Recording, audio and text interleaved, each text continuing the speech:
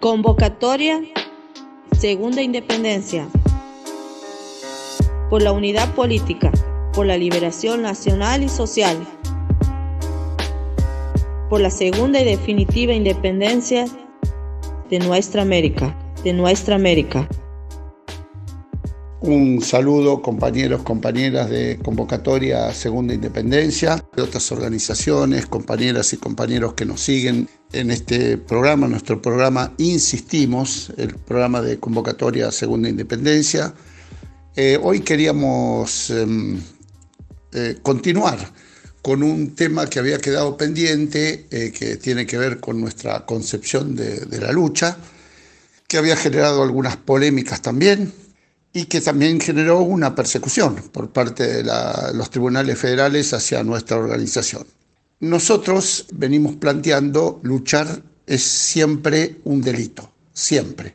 Desde tiempos inmemoriales, en la historia de las luchas de la humanidad, en la historia de las luchas por su bienestar y por el progreso del ser humano, siempre luchar constituyó un delito, siempre. Nosotros dábamos un ejemplo la vez pasada de los esclavos de la antigua Roma, de Espartaco, que se rebelan contra el Imperio Romano. Obviamente la esclavitud era legal, por lo tanto luchar contra la esclavitud constituía un delito, y así hasta hoy, siempre. Pero además a veces es necesario aclarar algunas cuestiones que, si no se aclaran, generan confusión. En primer lugar, tiene que ver esto con una situación de injusticia y de violencia. Es decir, si el poder, si los explotadores o los saqueadores generan un alto nivel de violencia, eso habilita a cualquier método de lucha, incluyendo los métodos que puedan constituir delito.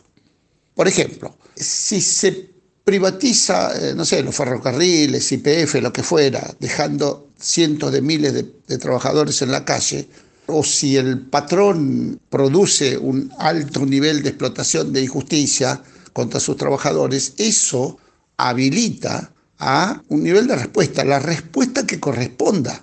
En ese caso, tomar una repartición pública, como puede ser ferrocarriles o YPF, o tomar una fábrica, constituye un delito que deviene de una actitud de violencia por parte de quien ejerce o el poder o el control económico sobre determinados sectores. ¿Delito para quién? ¿Por qué es un delito? Bueno, es un delito porque afecta las leyes de la explotación, las leyes del capitalismo y del imperialismo.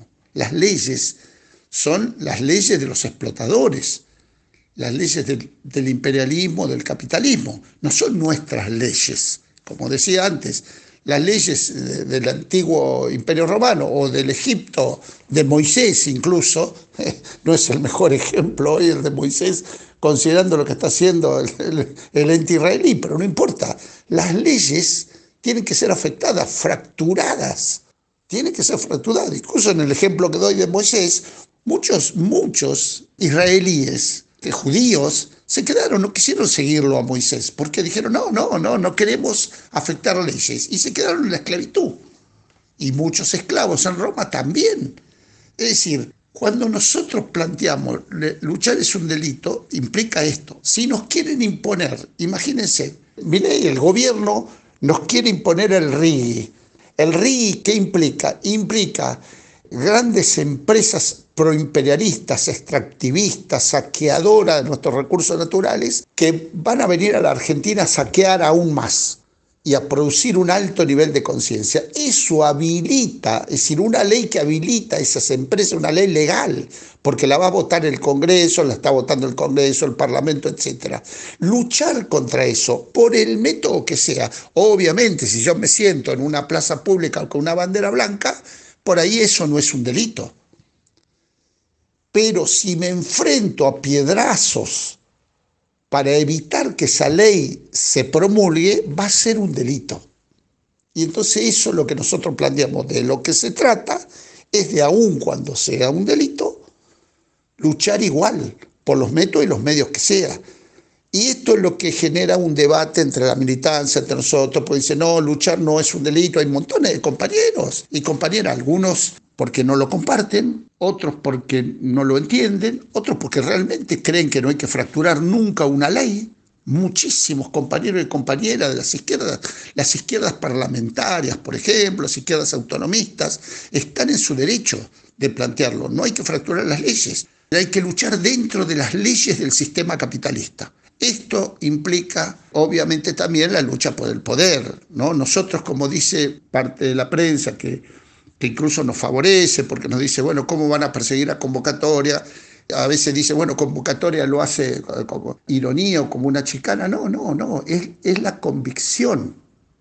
Nosotros estamos convencidos de esto. No es una chicana. Nosotros somos, como nos dicen, somos una organización política. No somos una organización social. Si Convocatoria Segunda Independencia se reivindicara como una organización social, lucharía por objetos sociales, los planes, la comida, los comedores, etc. Si se reivindicaría como una organización sindical, lucharía por beneficios sindicales o estudiantil. Bueno, cuando uno se reivindica como una organización política, tiene dos características. Primero, que construye a muy largo plazo, a 20, a 30, 40, 50 años. Y después porque construye para el poder. Una organización política disputa el poder, y ahí aparece también el tema de los delitos. Disputa el poder, porque ellos lo que quieren es, bueno, sí, disputan el imperialismo, el capitalismo, incluso tiren piedras, pero no nos disputan el poder. El poder lo disputa la Argentina, el Partido Justicialista, la derecha, pero el poder no se disputa. Entonces, cuando nosotros decimos la Constitución argentina es una constitución trucha, una constitución a medida de las empresas extractivistas, la constitución que promulgó el Partido Justicialista, el peronismo junto con el radicalismo, es una constitución a medida de la explotación y la miseria. Habilita eso. Habilita descentralizar la educación, descentralizar y descentralizar también la extracción de nuestros recursos naturales. Nosotros promulgamos, no acatemos esta Constitución, no acatemos las leyes de la explotación y la miseria, no las debemos acatar. Nosotros permanentemente decimos, un sistema injusto como es el capitalismo no puede tener leyes justas y no puede tener funcionarios judiciales justos. No existe el juez bueno o el fiscal bueno. Existe el fiscal que puede ser bueno como persona, pero tiene que aplicar las leyes de la explotación. Volviendo al ejemplo de la antigua Roma, el juez romano va a tratar de aplicar las leyes de esclavistas. Y entonces ahí es donde aparece un delito frente a la ley del poderoso, del explotador, del extractivista, del capitalismo, del imperialismo. Por eso nos parece que Stornelli, el fiscal Stornelli, hace lo que tiene que hacer. Nosotros no venimos acá con la escupidera en la mano, con bandera blanca. Bueno, nos citará. Nosotros decimos, hay que enfrentar esto. Y Stornelli pide a la jueza que designe a la División de Delitos Constitucionales de la Policía Federal. Estamos hablando de delitos gravísimos, de delitos muy graves, atentar contra el orden constitucional.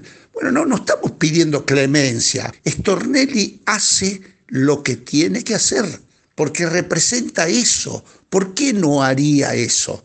Y probablemente la jueza autorice, y probablemente reduzcan nuestra organización, que ya somos una organización incipiente, la reduzcan más. Bueno, es el costo que hay que pagar por luchar, por entender que incitamos o planteamos que no hay que acatar las leyes de la explotación y la miseria, hoy y hace 2000 años atrás.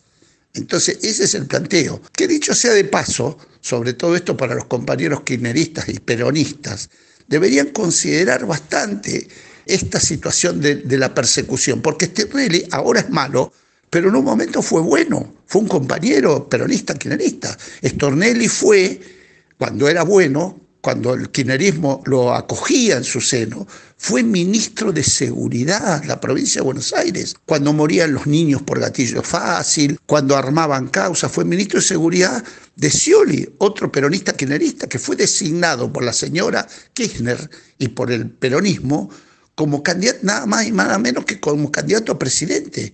Y tuvo como ministro a Stornelli, al compañero Stornelli. Ahora es malo, pero en un momento fue bueno. no para convocatoria según la independencia, que ni es una organización peronista, es una organización de izquierda, y además de eso siempre nos enfrentamos incluso a ellos. Entonces eso no hay que olvidarlo. Stornelli hace lo que tiene que hacer. Hace lo que tiene que hacer. Y nosotros hacemos lo que tenemos que hacer. ¿Producto de qué? Producto de que hay una violencia que se ejerce contra el pueblo a partir de leyes que se promulgan, como esta de la ley base. ¿Por qué vamos a acatar la ley base? ¿Por qué no hay que enfrentarla? Los métodos y los medios los produce cada pueblo y cada organización. Entonces, si nosotros decimos luchar no es un delito, si dicen eso, o yo no tiré piedra, como escucho a muchos dirigentes trotskistas, dirigentes de las izquierdas, yo no tiré piedra. Si él no tiró piedra, quiere decir que la tiré yo. Nos dejan en blanco a nosotros. Es una actitud delatora, es una actitud buchona. Hay que evitar eso, lo decimos con fraternidad, con buena leche, sin agresión. Hay que tratar de evitar ese tipo de planteos. Esa actitud deja en blanco a los que pelean. Y además, independientemente de la teoría conspirativa del infiltrado policía, que puede ser que exista, pero el problema es que al plantear que existe un infiltrado, entonces si uno no tira piedra es un pacifista y se junta en esa vorágine, y si tira piedra puede ser un infiltrado. Esas cosas son las que convocatoria según la independencia dice que hay que discutir fraternalmente, pero hay que discutir. Mientras tanto, pagaremos el costo que tenemos que pagar, pero no vamos a cambiar nuestra línea política esencial por esto. Y sería bueno, los que nos puedan seguir y debatir, seguiremos. Y si no seguiremos, esto es una construcción a largo plazo. Hasta la próxima.